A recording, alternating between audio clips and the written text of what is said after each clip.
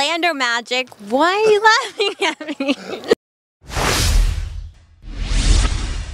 The Spurs defeat the Orlando Magic in their first of what will be 6 home games, and the final score 108-72, a real nail-biter, right, Rudy? Oh man, this is so close. No, gosh, I was just looking at my phone the entire time like, when is this thing going to end? It was bad, but hey, you don't apologize for wins, you don't make excuses for wins. A win is a win, and they needed one, and that was the theme in the locker room, like we needed a win.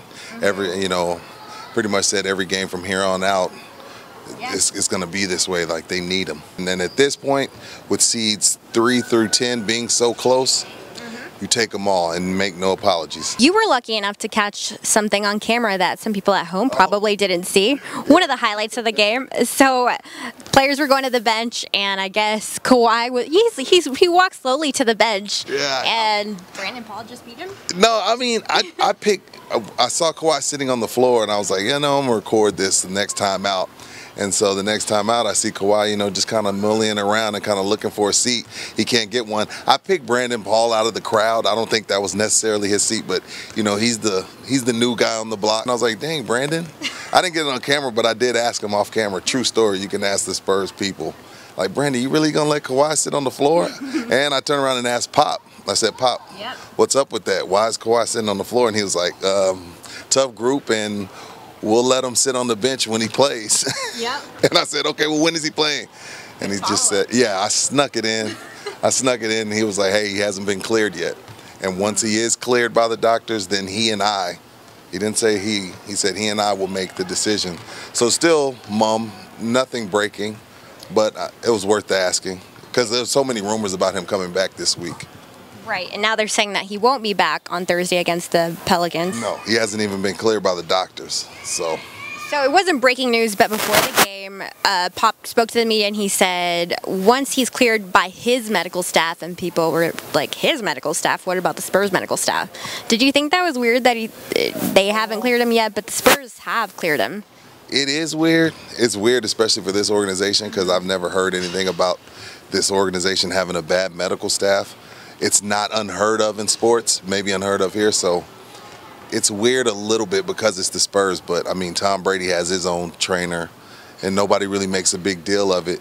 But, somewhere along the line, the communication and the way that the injury was handled has been lost, and Kawhi sought his own medical staff, and now I guess the two staffs are working together to get him back, or maybe not get him back, but they're working together to get him back healthy. More than anything, more than even him getting on the court again. Just, hey, get back to health. We'll worry about this season or next season when you get healthy.